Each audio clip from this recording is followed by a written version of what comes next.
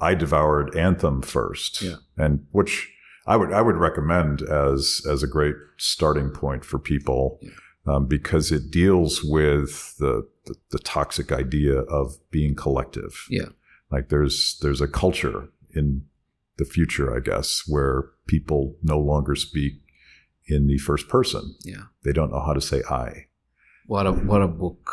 And it's striking. It's short and it's striking, and it isn't until the hero Prometheus learns how to say I that he then finds love, and at the end he's seeking community. Yeah, and this is part of my mission to turn people on to this idea of personal responsibility. Is these things all go together.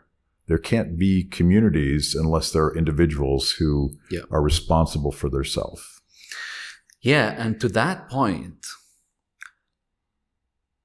the I is an achievement, right?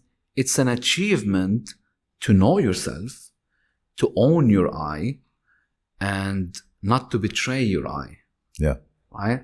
And I love that. And she made it very clear that you need to work on owning your I.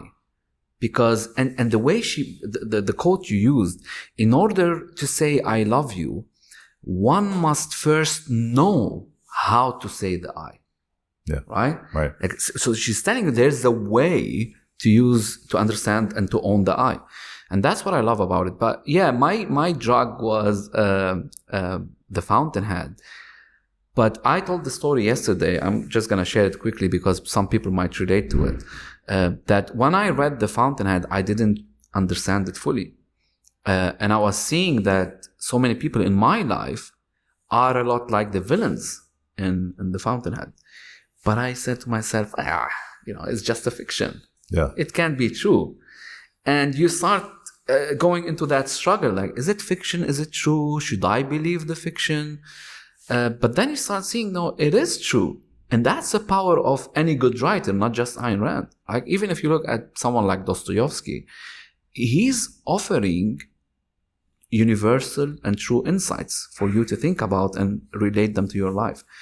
So yeah, that was my first, The Fountainhead was the first, but then I went into the world of Atlas Shrugged.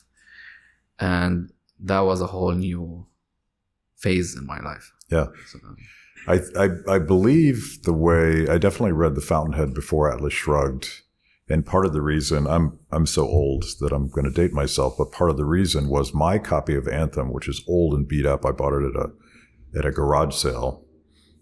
It had other books by Ayn Rand in the front page, as they used to do. And when that book was published, printed, Atlas Shrugged didn't exist. So I was following the breadcrumbs, and it said We the Living and The Fountainhead. Yeah. So I think I found The Fountainhead first, but Atlas was the last thing. And I think that's the logical way to perhaps read the books, because she's developing her ideas through her career as well. So Atlas was last, but I still most identify, and I talked about this with Terry, I identify with Howard Roark. He turned out to be kind of, I didn't fully realize this until 2 years ago when we were speaking together, that Howard Roark was sort of my spirit animal.